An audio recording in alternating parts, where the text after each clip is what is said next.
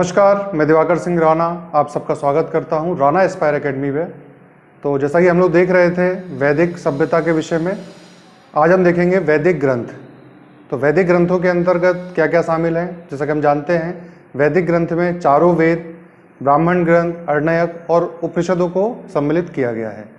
वैदिक साहित्य के अंतर्गत उपवेद को सम्मिलित नहीं किया जाता है, क्योंकि जो उपवेद हैं ये परवर्ती काल के हैं, अर्थात बाद में लिखे गए हैं, इसीलिए इनको उत्तर वैदिक ग्रंथों में शामिल किया गया है उपवेद को। ठीक है, तो हम शुरुआत करते हैं ऋग्वेद से। तो जैसा कि हम जानते हैं तो ऋग्वेद जो है आर्यों का सबसे प्राचीनतम ग्रंथ इसको माना जाता है। देवताओं की स्तुति संबंधी श्लोक इसमें सम्मिलित हैं। तो अगर प्रश्न आता है ऋग्वेद में किस तरह का जो मैटर है वो क्या है, तो ऋग्वेद के अंतर्गत जो श्लोक हैं वो देवताओं की स्तुति या देवताओं के आवाहन से संबंधित हैं।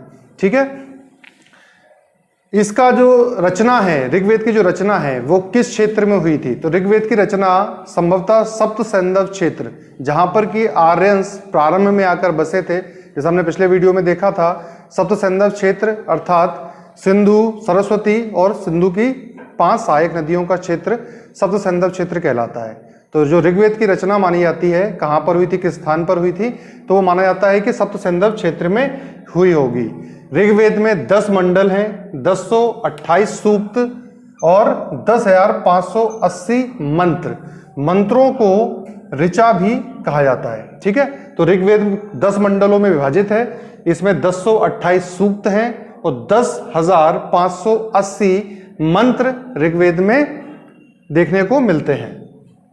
वेदों का संकलन किसने किया था, प्रश्न उठता है। तो वेदों का संकलन महर्षि कृष्ण द्वैपायन ने किया था। इनको वेद व्यास भी कहा जाता है। ठीक है, तो ऋग्वेद का संकलन किसने किया था, वेद व्यास ने या फिर महर्षि कृष्ण द्वैपायन ने। संकलन कैसा, देखिए हम जानते हैं, जैसे हमने पहले बात की थी पिछले वीडियोस में, कि जो वेद हैं वो क्या है, श्रुति है ना। श्रुति का अर्थ क्या होता है, सुनकर याद रखा जाने वाला, मतलब पीढ़ी दर पीढ़ी उसको पहले सुनकर याद रखा गया। ठीक है, इसके बाद इसको पूरे ऋग्वेद को संकलित करना, मतलब इसको पूरा एक जगह पर लिखा एक साथ। किसने लिखा था, तो इसको संकलित करके एक इकट्ठा करके किसने लिखा, महर्षि कृष्ण द्वैपायन ने। ठीक है, या फिर इनको वेद व्यास भी कहा जाता है। ऋग्वेद का जो पाठ करने वाला होता है, जो ऋग्वेद का पाठ करने वाला जो पुरोहित होता है, या फिर जो ऋग्वेद के जो सूक्त हैं, जो मंत्र हैं, उनके द्वारा जो यज्ञ को संपन्न कराने वाला जो पुरोहित होता है, उसको कहा जाता है होत्र या होता। ठीक है, तो ऋग्वेद के पाठकर्ता पुरोहित को होत्र या होता कहा जाता है। ठीक है, ऋग्वेद के 3 पाठ हैं, या फिर इसको कह सकते हैं ऋग्वेद जो 3 पाठ में प्राप्त हुआ है। पहला पाठ कहलाता है उसका साकल। ठीक है, साकल में 1017 सूक्त प्राप्त हुए हैं। ऋग्वेद का दूसरा पाठ कहलाता है बालखिल्य। बालखिल्य में 11 सूक्त प्राप्त हुए हैं। और तीसरा पाठ है वास्कल। तीसरा पाठ है वास्कल, जिसमें कि 56 सूक्त हैं। लेकिन जो वास्कल है ऋग्वेद का तीसरा पाठ, ये प्राप्त नहीं हुआ है। ठीक है, तो ऋग्वेद के जो 1028 सूक्त हैं वो किस किस पाठ को मिलकर बन रहे हैं, आपके साकल के 1017 सूक्त और बालखिल्य के 11 सूक्त। इनको मिलाकर कितने हो गए, 1028। तो मतलब जो वर्तमान रूप में जो ऋग्वेद है वो सिर्फ 2 पाठों से मिलकर बना हुआ है। तीसरा पाठ जो वास्कल है, ये जिसमें कि 56 सूक्त हैं, वो प्राप्त नहीं है। ठीक है, ऋग्वेद के 2 से 7 तक के मंडल जो है वो सर्वाधिक प्राचीन माने जाते हैं।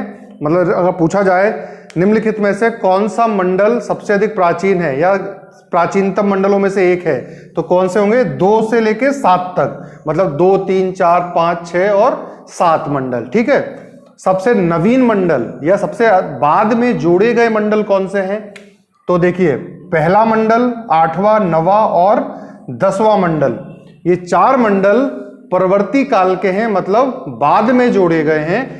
प्राचीनतम मंडल 2 से 7 तक के हैं और पहला, 8वां, 9वां और 10वां मंडल बाद में ऋग्वेद में इनको जोड़ा गया है। ठीक है, 10वें मंडल के विषय में हम लोग जानते हैं, 10वें मंडल में पुरुष सूक्त के चर्चा की गई है। पुरुष सूक्त मिलता है 10वें मंडल में, जिसमें कि जो वर्ण व्यवस्था है उसके विषय में चर्चा की गई है।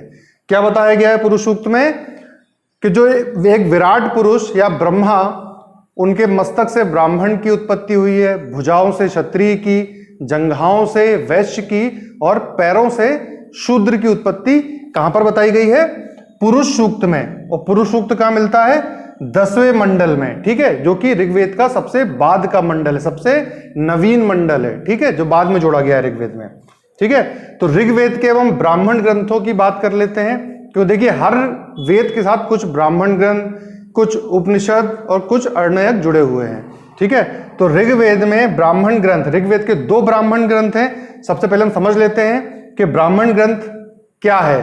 तो देखो, वेदों के जो गद्य भाग हैं, ठीक है, गद्यात्मक रूप से जो भाग लिखे गए हैं वेदों के, वो क्या कहलाते हैं? ब्राह्मण ग्रंथ। अब इन्हों गद्यात्मक रूप में क्यों लिखा गया है? जिससे कि वेदों को समझने में आसानी हो, ठीक है।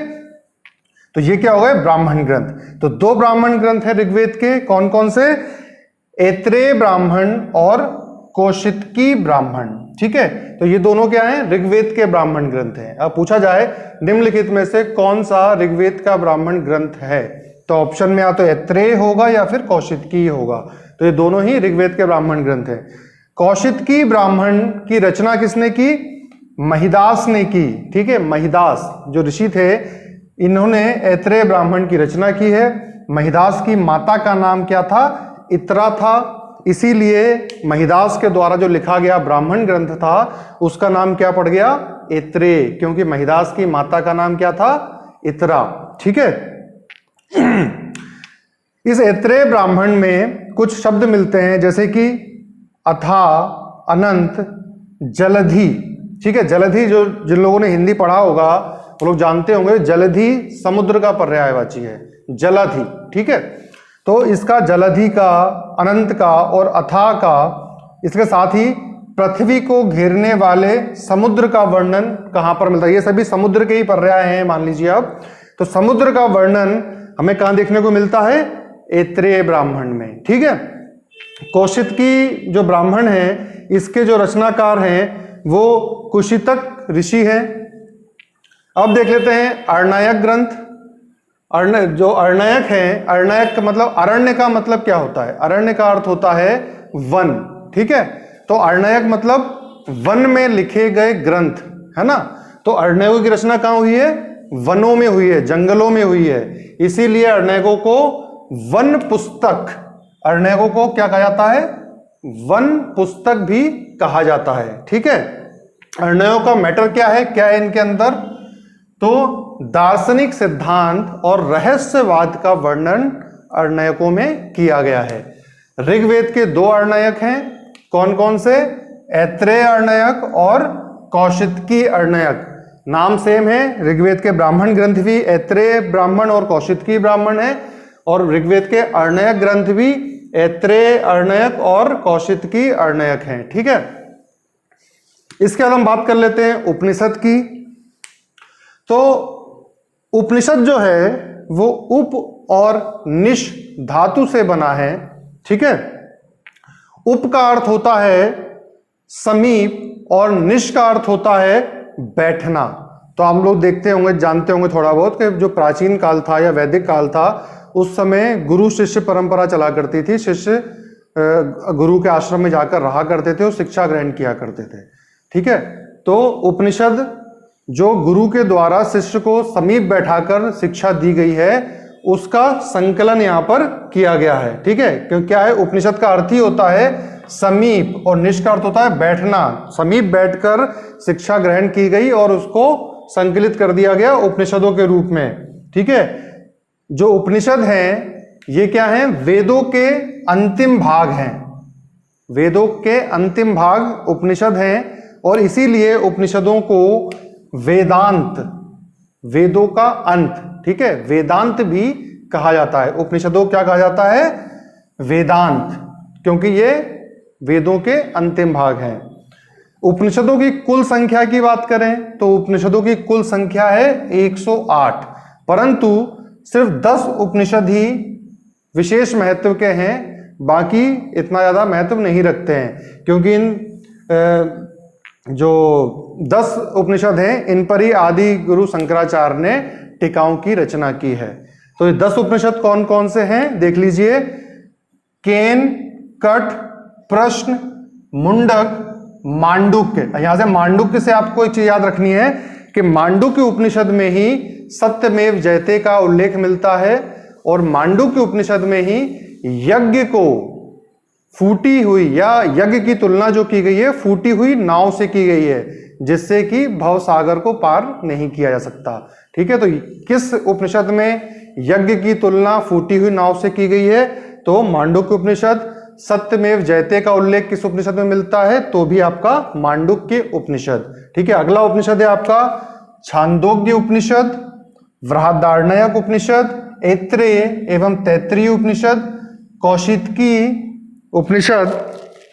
ठीक है, अब यहां पर ऋग्वेद के उपनिषद कौन कौन से हैं? ऋग्वेद के जो उपनिषद हैं वह है आपका ऐत्रेय उपनिषद और कौशितकी उपनिषद। ये ऋग्वेद के उपनिषद ग्रंथ हैं। ठीक है, ऋग्वेद के उपनिषद ऐत्रेय और कौशितकी।